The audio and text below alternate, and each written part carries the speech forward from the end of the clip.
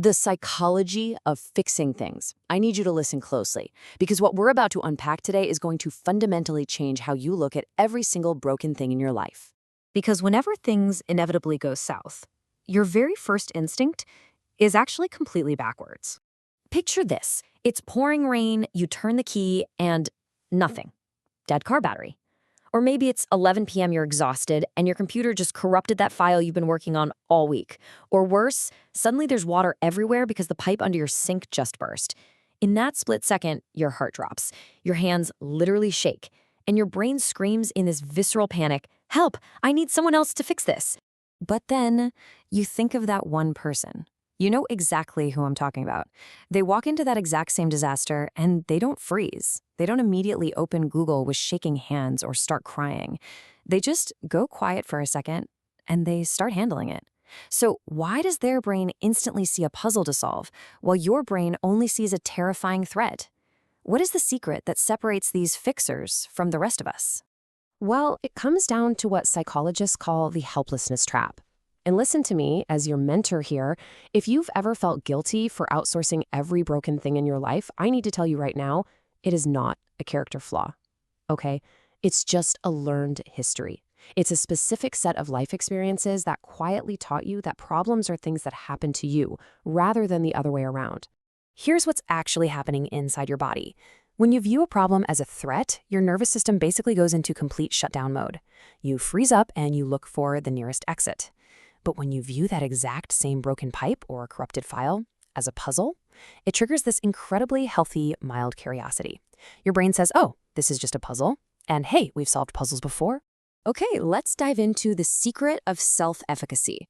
To really understand how we make that shift from panic to curiosity, we have to travel back to the 1970s and look at the groundbreaking work of psychologist Albert Bandura. Bandura's core concept was self-efficacy. Now, stripping away all the dense academic language, self-efficacy is not just some generic, fluffy optimism where you think, oh, everything happens for a reason. No.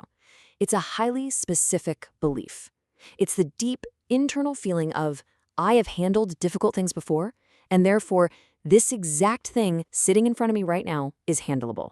It's a learned, practiced relationship with uncertainty. Building right on top of that, researcher Julian Rotter spent years studying what he called the locus of control.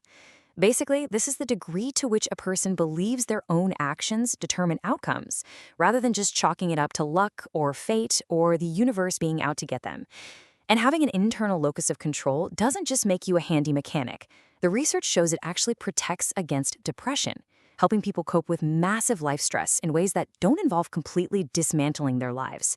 Which brings us to anxiety versus genuine curiosity. Let's just pause for a second here, because I promise to shoot straight with you, there's a bit of a twist. Sometimes knowing how to fix absolutely everything, practically, emotionally, logistically, for everyone around you, isn't actually a superpower. Sometimes it's straight up a trauma response. See, there's a massive divide between a fake fixer and a curious fixer.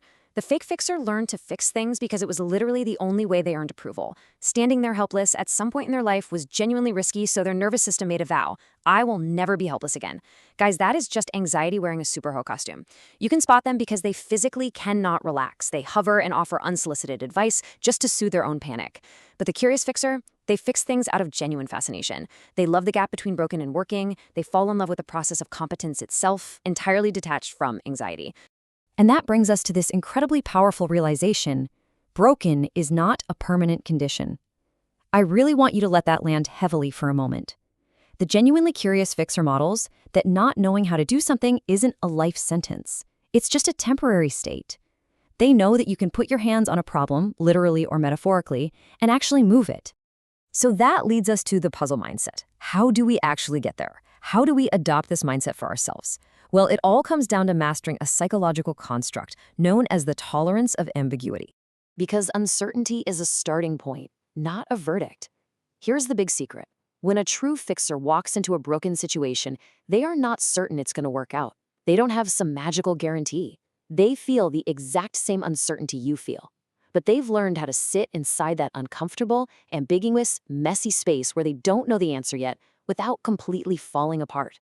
Let's move on to building real confidence. This is the most practical part of our explainer today. I want to assure you right now that self-efficacy isn't something you're magically born with. You aren't permanently broken just because you panic at a flat tire. Real confidence is built, brick by brick, from specific moments where you are given or you take agency. This is exactly what Albert Bandura called mastery experiences. Think about a child's very first fixes. They wiggled a loose wire, and the lamp miraculously turned on. They rebooted the frozen computer, and the screen lit back up. They put pressure on a scraped knee, and the bleeding stopped. These are tiny, non-heroic moments, but they fundamentally rewire how that person sees themselves in relation to the world. And this is the actual architecture of self-efficacy. Step 1. Try a tiny fix without waiting for someone to save you. Just tighten one screw, make one phone call. Step 2. Experience that small win. Step 3. Allow that win to slowly rewire your nervous system. The research is completely clear on this. Watching someone else do it doesn't stick. Actually doing it yourself is what builds true, unshakable confidence. But watch out, there's a trap here. Awareness without structure is just overthinking. If you only grasp this intellectually, you're just going to see your panic pattern, name it, think about it endlessly, and nothing will actually change. You have to bridge the gap between having insight and changing behavior.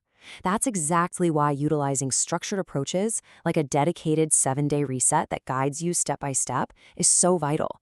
It helps you build consistent follow-through without forcing you to rely purely on fleeting motivation. Which leaves us with this final provocative thought. What tiny puzzle will you solve today? It's time to stop outsourcing your problems. It is time to step into the uncomfortable unknown and start building your very own mastery experiences. Because remember, broken is never a permanent condition. Go find a puzzle, and I'll see you in the next explainer.